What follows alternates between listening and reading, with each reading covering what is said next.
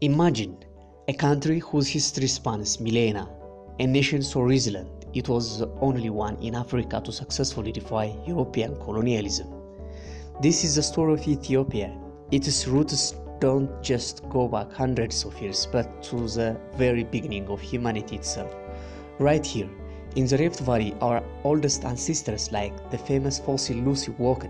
This is the cradle of humanity. The first great kingdom to rise was the Aksumite Empire, flourishing around the 1st century AD. Aksum was no small player. It became one of the 4 great world powers, trading with Rome, Persia, and India. They minted their own coins and erected massive stores there, or obelisks that still dominate the landscape today. The most powerful change came in the 4th century Christianity. Under the King Izana, Aksum became one of the oldest Christian nations on earth. When the rise of Islam in the 7th century shifted global trade routes, Aksum retreated inland. This isolation didn't end its legacy, it simply changed it. It gave rise to the Dague dynasty and one of the world's greatest architectural wonders, the rock-hewn Church of Lalibela, an entire New Jerusalem carved directly out of the ground. In 1270, the Solomonic dynasty took control, claiming a lineage that stretches back to the biblical King Solomon and the Queen of Sheba. This dynasty became the core of the Ethiopian Empire for the next 7 centuries. They had to fight for their survival, enduring devastating conflicts, notably the 6th century Ethiopian Adal War. Yet they persevered. In the 7th century, the emperors established a permanent capital in Gondar, building stunning stone castles that earned it the nickname the Camelot of Africa. But stability didn't last.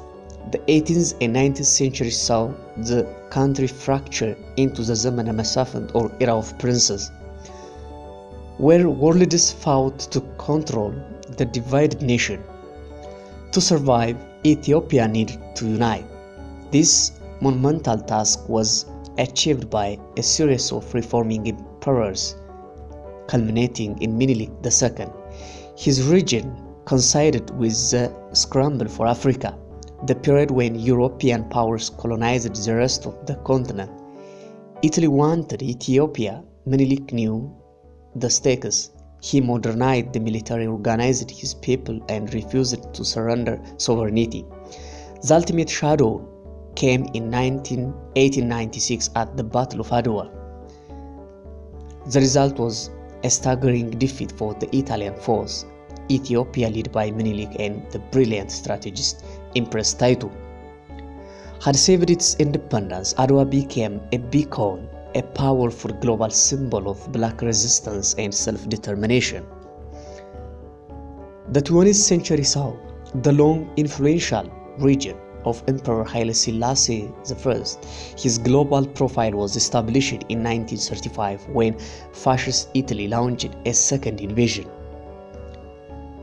Though briefly occupied, Ethiopia was liberated with Allied help in 1941, restoring the emperor. However, the Solomonic monarchy finally ended in 1974 with a military coup, followed by a decade of political upheaval and civil conflict. The monarchy was replaced by a Marxist regime, which itself fell in 1991. Today, at the Federal Democratic Republic of Ethiopia, the country is a key diplomatic center, home to the African Union.